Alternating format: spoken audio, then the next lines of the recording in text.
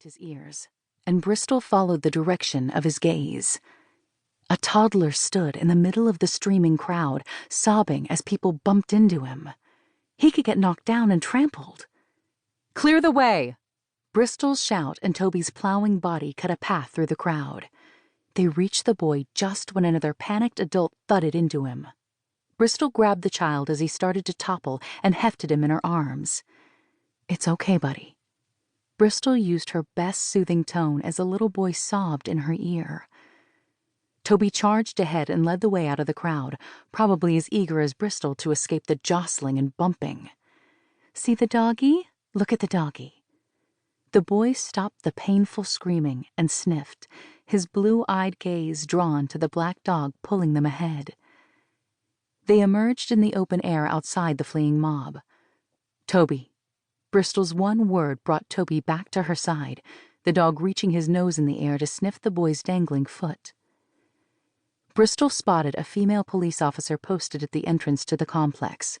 Not ideal to take the child toward the bomb, but it was the fastest option when speed mattered. "Officer!" She moved toward the shout as Bristol headed her way.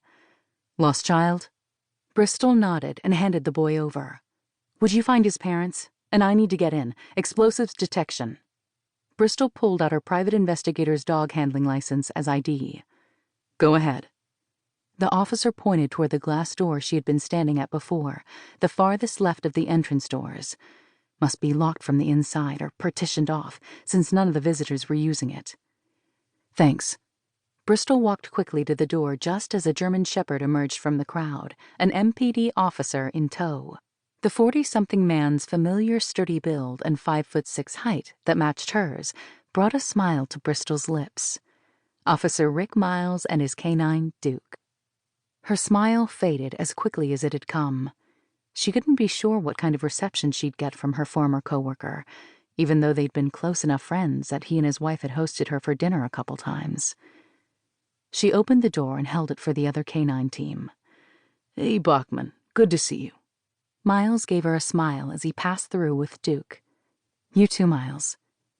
Toby wagged his tail, but held true to his training and didn't try to smell the other dog as they followed Miles through the entryway and second set of doors.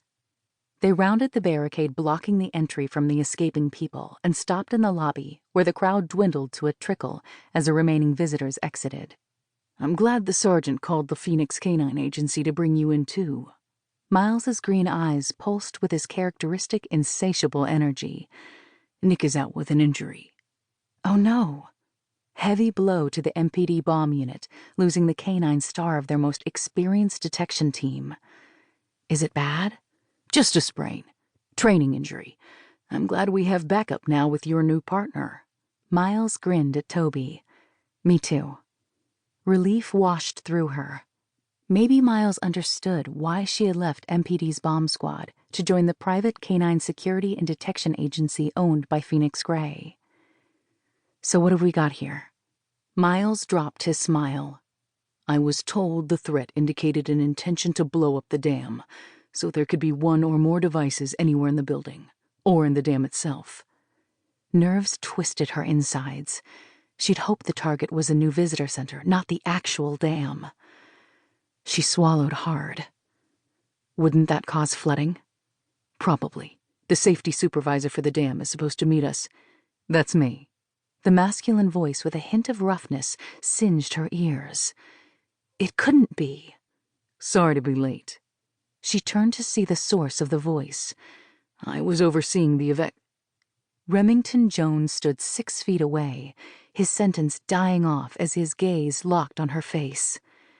He'd grown a closely trimmed beard, and his golden brown hair was longer on top, but there was no change in those unmistakable chocolate brown eyes, or the grin that slowly curved his mouth. "Bristol Bachmann." The sound of her name on his lips stirred her nervous stomach as though fish decided to take a swim in the tension pooling there. "You know each other?" Miles cut in like a life preserver. "Very well." Rem gave her a too familiar grin, as if they were still dating and she hadn't learned his true character. She tightened her abs, forcing away her silly schoolgirl flutters. She may have fallen for him 6 years ago, but she never made the same